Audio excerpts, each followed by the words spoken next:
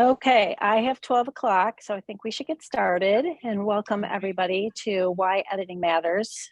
Danielle and I are with Foreword magazine, and we're very pleased to be partnered with Bowker for these online webinars to showcase some of the services that we provide to independent publishers across the country, and also help their customers do a more professional job with their books. In case you didn't know or you weren't familiar with Foreword, we are a 25-year-old book review journal that has really been entirely focused on building community with independent presses. That is everybody from a self-published author all the way up to a university press like Oxford or Cambridge doing 300 titles a year. We're bi-monthly, and we also have online only reviews, and we have a readership of about 35,000 librarians and booksellers who use us as a resource for choosing books. And the value proposition behind that is nobody was covering independent presses before we came around. So a little bit about us. Danielle is our managing editor. She comes from New York City. She worked for a couple large houses before she came back to Michigan. And when we started our editing department at Foreword, she jumped in to help us out. And of course, like all small businesses, she does a lot more than just editing books for us. She's very instrumental in making sure the magazine quality is top notch. I have been around publishing for a lot longer than 25 years, but I did start Foreword in 1998 with a couple of other women. I have a degree in advertising from Michigan State, and I have done all the publishing courses across the country as well, a couple of them a couple of times, which is, I'm just so curious and always interested in enlightening myself in the new techniques and technologies of publishing. So that's a little bit about our backgrounds. What we're going to cover today is just some really basic questions, but part of the reason why we started this editing service is it's really amazing how many books we receive for review submissions that have not taken even the basic steps towards making sure that their books were in tip-top shape before they sent them out. So why to hire, some common mistakes we see, what are the types of editing, some proofreading tips before you work with an editor. We'll give you some samples of some editing that we've done the last couple of years and some things to consider when you are hiring an editor. With that, I'm going to block myself off from the sound and let Danielle take over the presentation here, and I'll be back soon. All right, so we're going to start out with tackling that why hire an editor question. So one of the reasons is editors are aware of industry standards and may have access to resources authors do not. That's like the style guide that's being used, what is preferable in certain genres, what's popular in different genres, things like that. I know personally, you have to pay for a subscription to the Chicago Manual of Style online, which I have through Foreword. Editors will have access to things like that that you then don't have to buy yourself. A fresh set of eyes provides objectivity. I think we've all, you hit send on that email and then you see the typo because you're just too familiar with the subject matter at that point. So getting that fresh set of eyes who have never read it before, they're not going to skip over the sentence that maybe you edited halfway through and didn't fully remove those other words, or there's a lingering quotation mark, or maybe only one quotation mark. Getting that fresh set of eyes is going to help catch those things that you're just so used to skipping over. Editing software has its limits.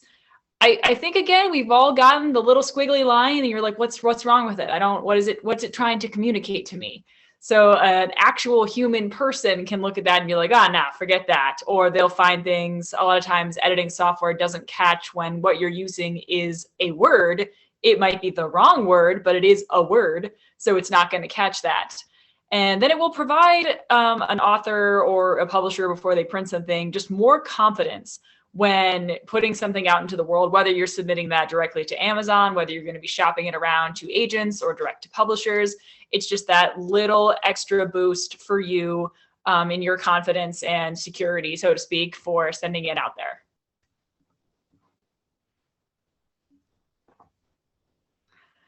So some common mistakes that we see, inconsistent verb tenses, or as a little further down there, incorrect subject-verb agreements.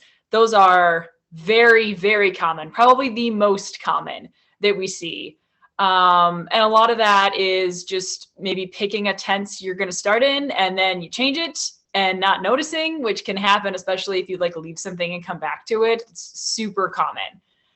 Missing additional or repeated words.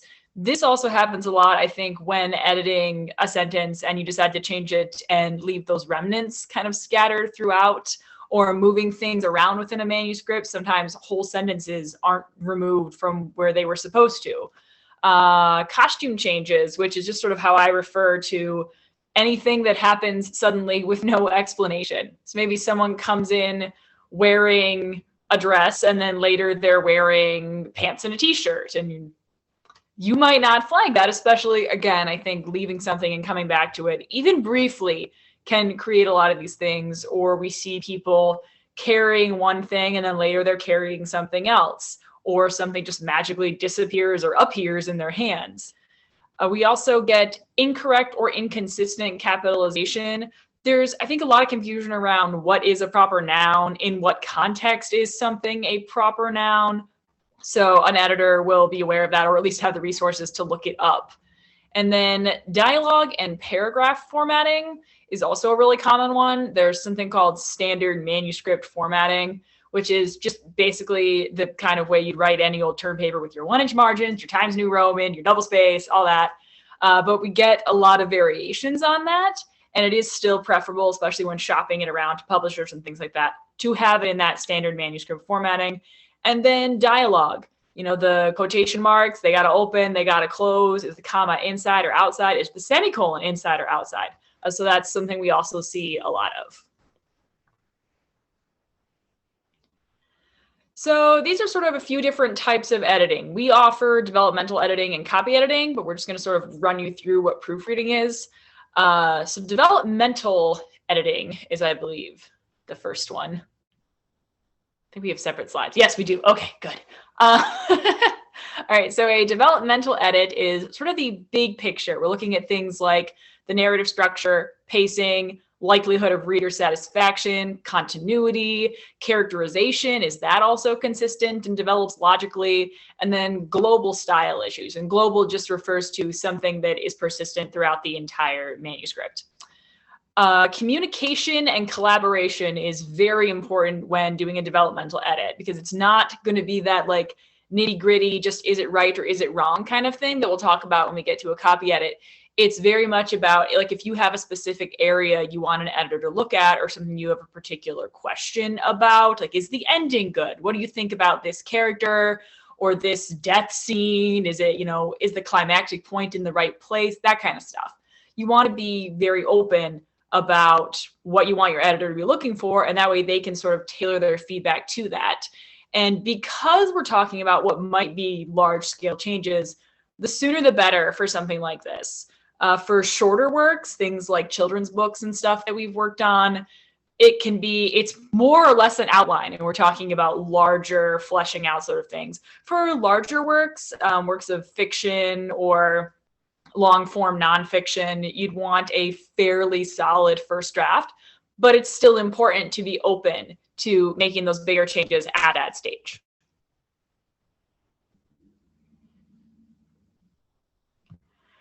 So copy edit is really just grammar, spelling, punctuation. It's the nuts and bolts. It's the yes or no, the right or wrong. There's always, you know, with grammar, with the English language, with any language, there's the prescriptive, descriptive. There's little things that are sort of a matter of preference. But for the most part, a copy edit is just yes or no. It's going to be looking at consistent style and formatting. So that's one of those things where if you have, you know, say a proper noun that's capitalized here and not here, or someone who's made up a word in like a fantasy world and it's not spelled the same, not treated the same throughout as far as capitalized or not. That's the sort of thing a copy edit's going to catch.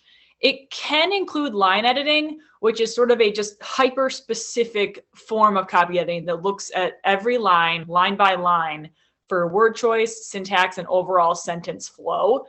That's just sort of folded into what we would consider a copy edit. But a line edit can also be something that is provided separately if you see the merit in that.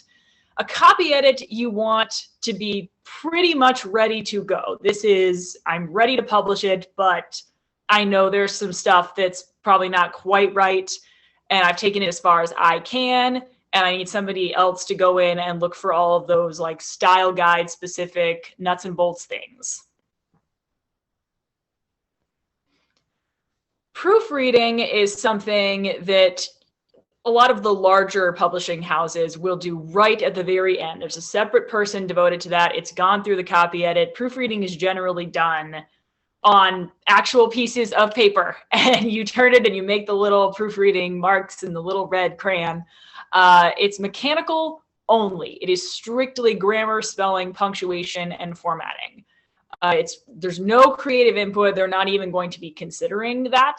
It's not always a separate service. A lot of times that would be kind of folded into your standard copy edit, or if you were going through a publisher, it would be part of the whole process. They would be committed to taking your book through.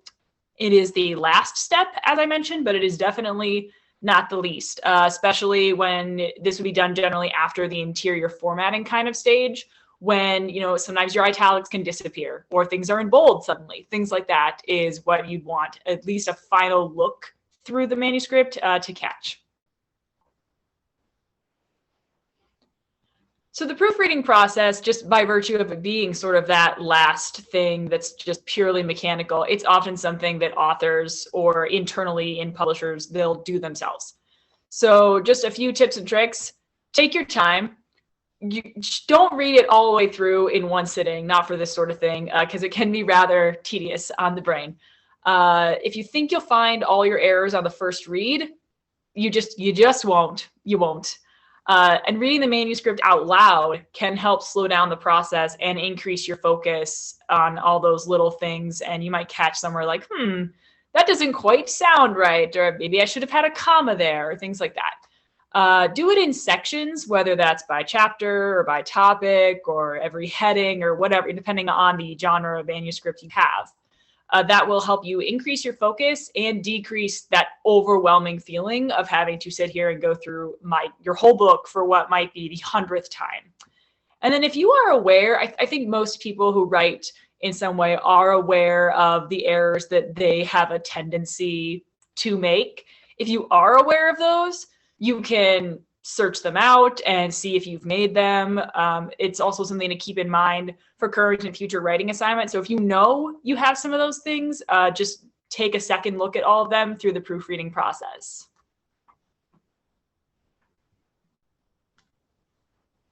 All right, and here we have just a couple little examples. Obviously, we've blurred out the text because that's someone else's intellectual property, but you can see our comments there. These are in line with a copy edit kind of thing. Even the one that mentions that there is a character who is present and suddenly not present, and it seems like they should be aware of the conversation happening around them, that would still, in our opinion at least, fall in line with a copy edit. The next slide, or our next sample rather, is a little more in a developmental sort of vein. We're talking about, it's just really tiny for me, so I'm getting very close to you. But that's more of a continuity sort of error. We're talking about in that particular case, I don't know if it's tiny for you too, but it's talking about a bellhop being the person to check someone in at a hotel, which might be the case, but without a little more explanation is not quite the right word for that person. So that's more in line with a developmental edit because it's sort of asking you the question like, hey, did you intend this?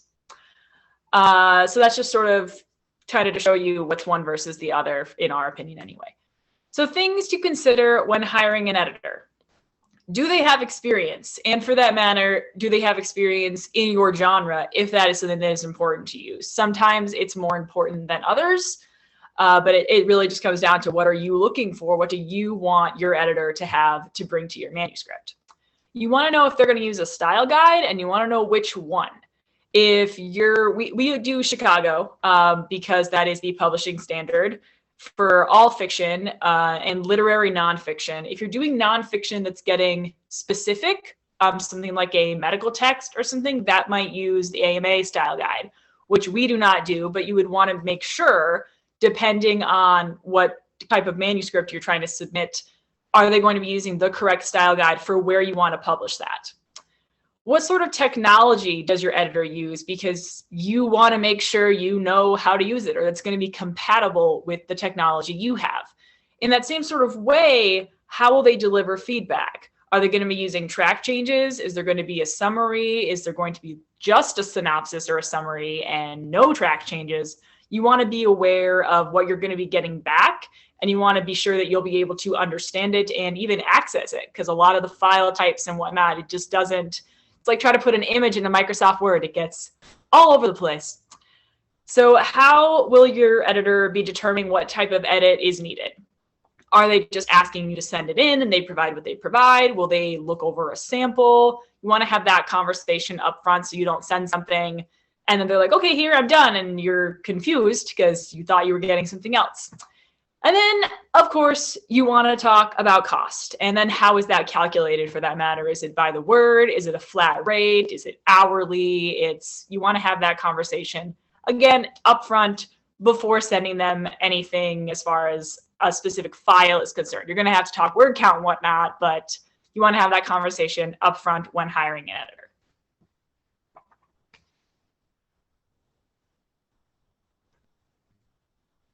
Okay, am I doing this one or are you doing this one?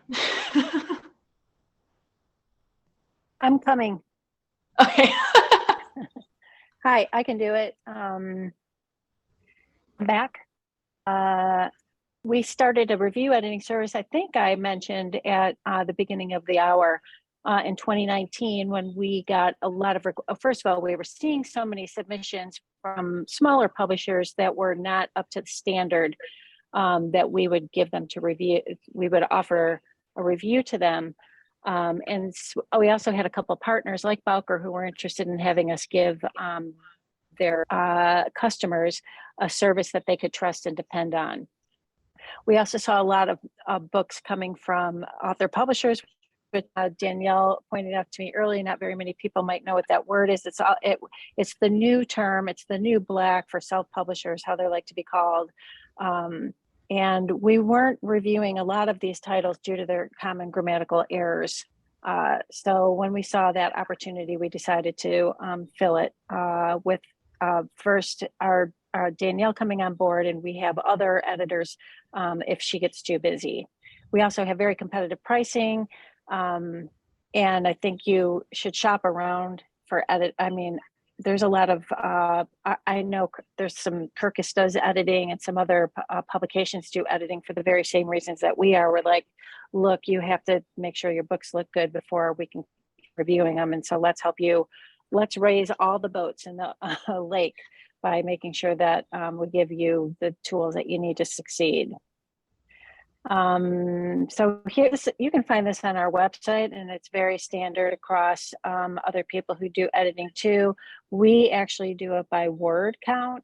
So the prices are listed here for what you can kind of expect, what you would get as a developmental edit and what you would get with a copy edit. Also, we have a, and you can correct me if I'm wrong, Danielle, but I believe that you will, for free, take a look at their first chapter and a recommendation about the kind of edit that they would need. And she can tell pretty quickly if you need a developmental or just a copy edit. And that is all done via email and, probably the same day or within 48 hours of submitting your chapter. Yeah, no, I would never sort of presume to know without looking at it what kind of edit you need. So yes, we definitely offer, hey, give me your opinion, give me sort of a breakdown of what you think it needs. And then if you choose to go through with that, with our service or not, that is entirely up to you. Right. And maybe we can look at some of the Q&As that are noted here. Yeah, we have a few, while people are looking. Yeah, Okay, people because they're wanna good start adding. conversations. Go ahead. How much should a 70,000 word manuscript cost? Well, as you saw with our tool on our website, it depends on the word count. So you just plug in your word and it will tell you automatically what it will cost for developmental and for a copyright. Do you have something off the top of your head? Because I don't really want to put that math out there. I think the 70,000 word is actually what is plugged in as the example, because I think okay. that's pretty average. But yeah, as far as how much it should cost, I don't know. We have how much we have based on what we feel is comparable. But that's really going to come down to, people who have more experience. Maybe they're on Fiverr or something like that. It's going to be all over the place. So there isn't really a rate that I would say, buyer beware or whatnot. It just totally depends on how much each individual person is charging. And hopefully they're charging what they're worth, but Yeah. Well, and that brings up a good point. This isn't our primary focus for revenue generation. It's just an add-on service that we offer to help author publishers and people who want an additional editing service. So I feel like we're a lot more competitive than people who are doing this for a living and subcontracting and depending on this money. And I don't want to take away business from them. And they usually have specialties and genres that you should use them for. But from my perspective, our pricing is competitive, or even probably less money than most other people's. David asked what kind of edit, copy versus line, etc. I think we covered this, and if we haven't, please let us know. Sample edit is in which format? Google Docs? Yeah, the one that was shown was Google Docs. Google Docs does track changes as suggestions, I believe. Track changes is the TM Microsoft Word version. That being said, we work in Chrome primarily. We have Chromebooks and things, so a lot of the files are shared as a Google Doc format. We import-export as Word documents. Word does seem to be sort of the dominant word processor that authors are using. But again, that comes down to the technology, and you want to have that conversation and make sure everyone knows the features and the functions and whatnot of whatever software is being used by either party. I see maybe an incomplete question. Copyright for and I'm not quite sure what that means. I'm not even in a position to talk about copyright as far as I'm concerned. Once you write it, oh, here she goes. Okay. Copy editing and proofreading for 50,000. Again, you just have to plug your numbers into our little chart on our website, and you'll get the price because it's different for developmental. We do not do proofreading. We only do copy edit, but at some point in time, I do proofreading because there's a demand for this. We're just a small company and we don't have the technology set up for that right now, unfortunately, but we're working on it. But there are a lot of people out there who do proofreading as a part of their services. So you won't have a hard time. No, and copy editing is in most senses a just more extensive, more intensive version of proofreading. The only thing with proofreading is that because it is purely mechanical, if you're going to do interior formatting, do that before you do the proofreading. Because again, once you put your images in there, once you put your maps in there, once you put your charts in there, stuff could have moved around. And that is when a proofread is useful, just to make sure everything is still in the same place and things like that. If you're not going to do an interior format, then it really doesn't matter, I guess, a proofread versus a copy edit. But I would say a proofread is very important. You want to look through everything again after you do any formatting you're going to do. And somebody asked for the web address, and this is ours. Again, we do offer a service. This presentation was not specifically about Foreword. We just wanted to talk to you about editing and how important it is.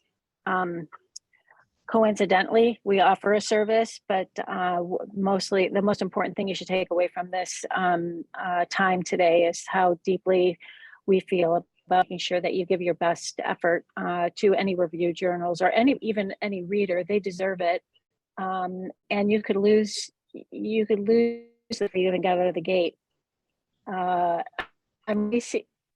a little bit sensitive to the word forward, and you would just really be astounded how many people misspell the word forward at the beginning of their books. I mean, this is the first 3 pages, and so this is because you've just seen it, and you've just the technology spells forward the way it's wants to spell forward. So just these things are silly not to have a little bit of extra money, because you've already invested so much time into the project to do an editing service. So there's our emails. If you have any questions, very easily accessible. Please let us know if you have anything further after this event. I know that Bowker is going to load this on their website, this recording, and they also wanted me to share with you that they're offering a 10% discount of their regular price. This is a time-sensitive offer, and it's you use the promotion code editor when you check out to receive the discount through November 19th. And you cannot get this through us. Don't go to Foreword's site and sign up for your edit, because you won't get this discount. You should go through your myidentifiers.com with Bowker, and that's how you're going to get the discount that they're offering November 19th. And again, we understand that some of you might not be quite ready. Keep your eyes open, because we are offering these webinars every couple of months or so. And there's a good chance that Bowker will be offering another discount for you too. So let me see if there's one last question. Nope, she got it. Okay, great. That's all we have for you today. Please email us if you, again, have any more questions, and we really appreciate your time. I know it's a lot of your lunch hours. You're doing this while you're at your real job, and we appreciate it. So thank you.